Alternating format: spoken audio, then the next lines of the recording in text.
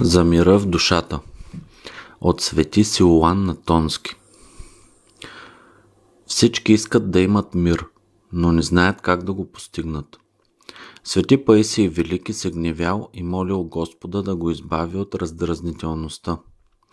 Господ му се явил и казал: Паисие, ако искаш да не се гневиш, не пожелавай нищо, никого не осъждай и не мрази, и няма да се гневиш. И така всеки човек, ако отсича своята воля пред Бога и пред хората, винаги ще има мир в душата. А който обича да върши своята воля, никога няма да има мир в душата си. Душата, предала се на Божията воля, леко понася всяка скръб и болест, защото и в болестта тя се моли и съзерцава Бога. Господи, Ти виждаш моята болест. Ти знаеш колко съм грешен и немощен. Помогни ми да търпя и да благодаря за Твоята благост. И Господ облегчава болестта, и душата чувства Божията помощ и бива благодарна и весела пред Бога. Когато те постигне някакъв неуспех, мисли: Господ вижда сърцето ми и ако му е угодно, ще бъде добре и на мен, и на другите. И така душата ти винаги ще бъде в мир. А ако някой роптае: това не е така, а онова не е добро, никога няма да има мир в душата, макар и да държи пост и да се моли много. Апостолите са имали велика преданост към Божията воля. Така се запазва мирът. И всички свети и велики хора са търпели всички скърби, предавайки се на Божията воля. Господ ни обича, затова ние можем да не се боим от нищо, освен от греха, защото заради греха се губи благодатта, а без Божията благодат врагът гони душата, както вятърът гони сух лист или дим. Трябва добре да помним, че враговете сами са паднали поради гордост. И винаги се стремят да тласнат по същия път и нас, и мнозина са прелъстили. А Господ е казал: научете се от мене на кротост и смирение и ще намерите покой за душите си. О, милостиви Господи, дай ни Твоя мир, както си дал на светите апостоли. Моя мир ви давам. Господи, дай на нас да се насладим на Твоя мир. Светите апостоли са получили Твоя мир и са го излели върху целия свят и спасявайки народа, не са губили мира и той не се намалявал в тях. Слава на Господа и на Неговото милосърдие, защото Той много ни обича и ни дава своя мир и благодата на Светия Дух. Как да запазим душевния мир сред съблазните на нашето време?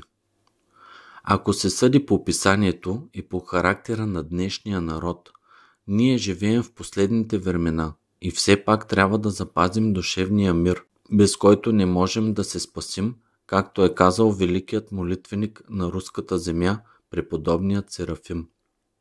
Докато бил жив преподобният Серафим, заради неговите молитви Господ пазил Русия, а след него се явил друг стълб, издигащ се от земята до небето, отец Йоан Кронштадтски. Ще кажа за него: той е от нашето време и съм го видял как се моли, докато другите не съм виждал. Помня как след литургията, когато доведоха екипажа и той искаше да се качи, народът го обкръжи, за да получи благословение. И сред това множество душата му непрестанно пребиваваше в Бога. И сред тълпата той не се разсейваше и не губеше душевен мир. Как постигаше това? Ето моя въпрос. Той постигаше това и не се разсейваше, защото обичаше народа и не преставаше да се моли за него на Господа. Господи, дай Твоя мир на Твоите люди. Господи, дарувай на Твоите раби Твоя Свети Дух, за да огрява сърцата им с Твоята любов и да ги наставлява на всяка истина и добро.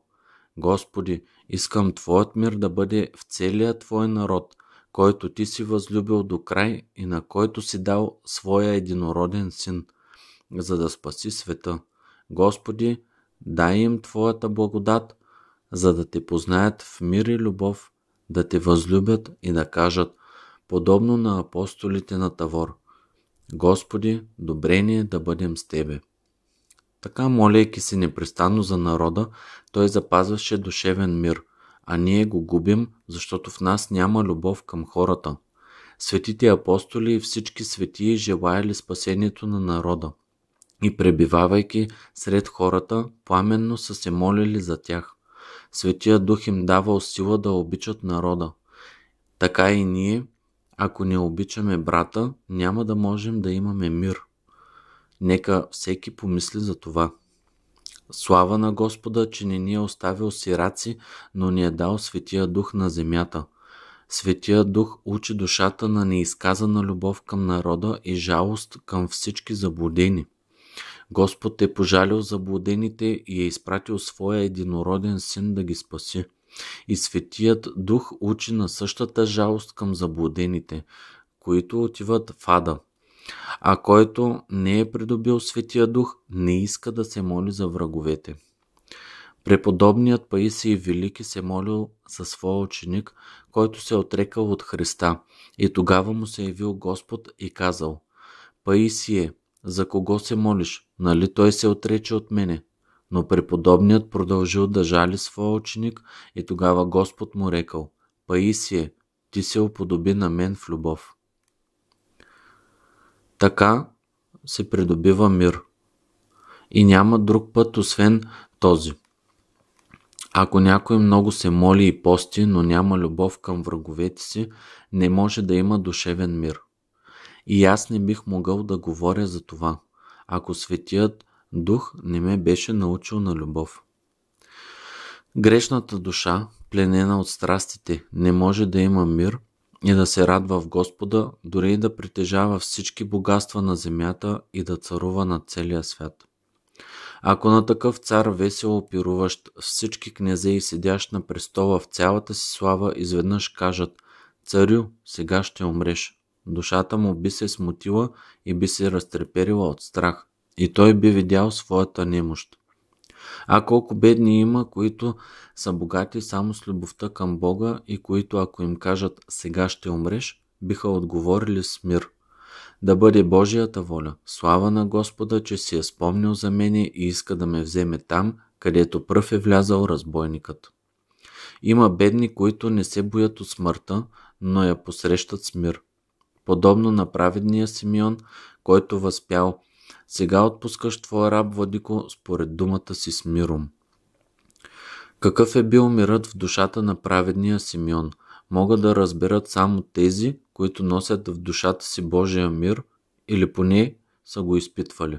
За този мир Господ казал на своите ученици: Моят мир ви давам.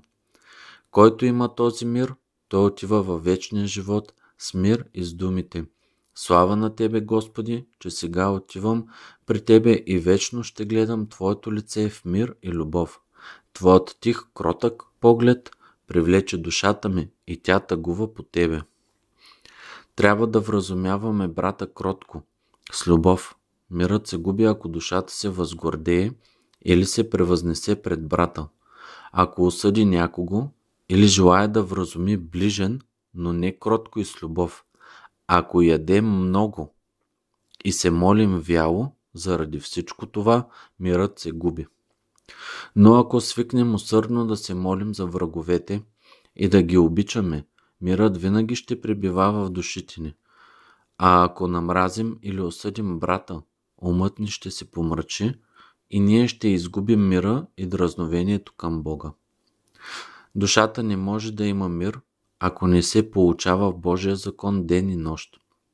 Защото този закон е написан от Божия дух, а Божия дух от писанието преминава върху душата и душата чувства наслада и приятност в това и вече не иска да обича земното, защото любовта към земното опустошава душата и тогава тя бива унила и подивява и не иска да се моли на Бога.